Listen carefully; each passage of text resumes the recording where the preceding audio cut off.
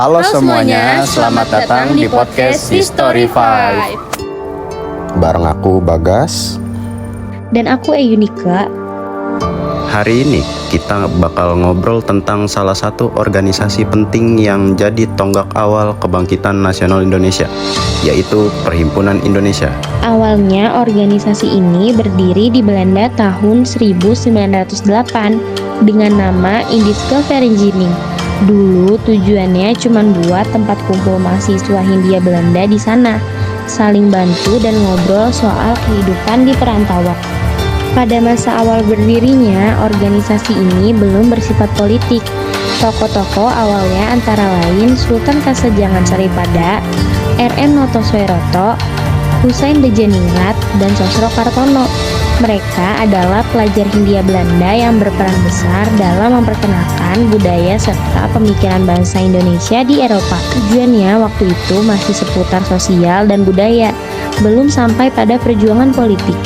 Selain itu, mereka juga sering mengadakan pertemuan dan diskusi tentang pendidikan dan kondisi sosial di tanah air. Mereka banyak yang mulai menyadari bahwa rakyat di Hindia Belanda hidup dalam ketimpangan sosial akibat penjajahan. Dari sinilah semangat untuk mencari jati diri bangsa mulai tumbuh, meski belum dalam bentuk gerakan politik. Tahun 1916, mereka juga menerbitkan majalah Hindia Poetra. Isinya banyak tulisan yang menumbuhkan semangat persatuan dan rasa cinta tanah air.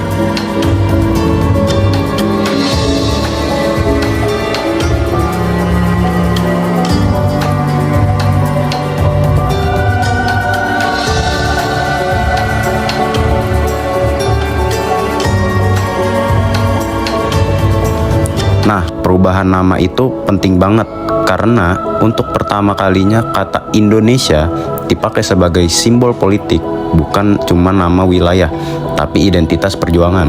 Perubahan ini juga menandai babak baru dalam perjuangan mereka.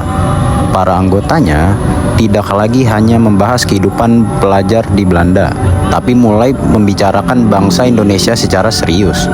Mereka mulai menyadari bahwa kemerdekaan harus diperjuangkan sendiri tanpa mengandalkan pihak kolonial. Pada masa ini, kepemimpinan organisasi mulai dipegang oleh tokoh-tokoh muda seperti Muhammad Hatta, Ali Sastroamidjojo, dan Nazir Pamuncak. Mereka berperan penting dalam mengubah arah perjuangan organisasi menjadi lebih tegas terhadap kolonialisme Belanda. Tahun 1925, mereka mengeluarkan Manifesto Politik Perhimpunan Indonesia yang disusun di bawah kepemimpinan Muhammad Hatta bersama Ali Sastroamidjojo. Manifesto ini berisi 4 azas utama. Yang pertama, kesatuan nasional. Yang kedua, swadaya atau berdikari. Yang ketiga, non-kooperasi terhadap pemerintahan kolonial. Dan yang keempat, solidaritas antar bangsa. Tempat azas itu kemudian jadi dasar perjuangan nasional di tanah air dan sangat berpengaruh terhadap lahirnya Sumpah Pemuda 1928. Manifesto ini bukan hanya pernyataan sikap, tapi juga menjadi pedoman perjuangan nasional yang kemudian memengaruhi organisasi-organisasi pergerakan di tanah air seperti Jong Java, Jong Sumatera, dan Jong Ambon. Dari sini, semangat untuk bersatu sebagai bangsa mulai terasa nyata. Pemerintah kolonial Belanda tentu tidak tinggal diam. Aktivitas Perhimpunan Indonesia diawasi ketat karena dianggap menentang kekuasaan Belanda. Bahkan, pada tahun 1927, Muhammad Hatta dan beberapa anggota lain sempat ditangkap di Rotterdam dengan tuduhan melakukan kegiatan anti pemerintah.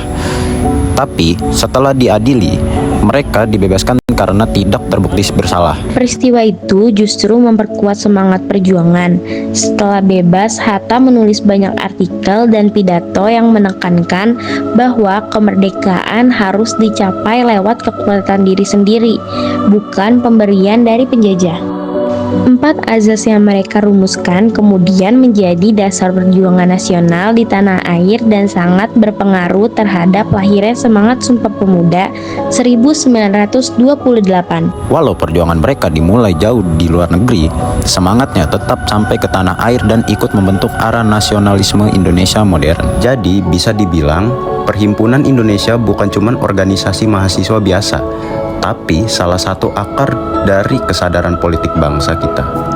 Dan perjuangan mereka mengingatkan kita bahwa perubahan besar bisa dimulai dari hal kecil, dari semangat belajar, diskusi, dan rasa cinta pada bangsa sendiri. Oke, itu dulu pembahasan kita hari ini.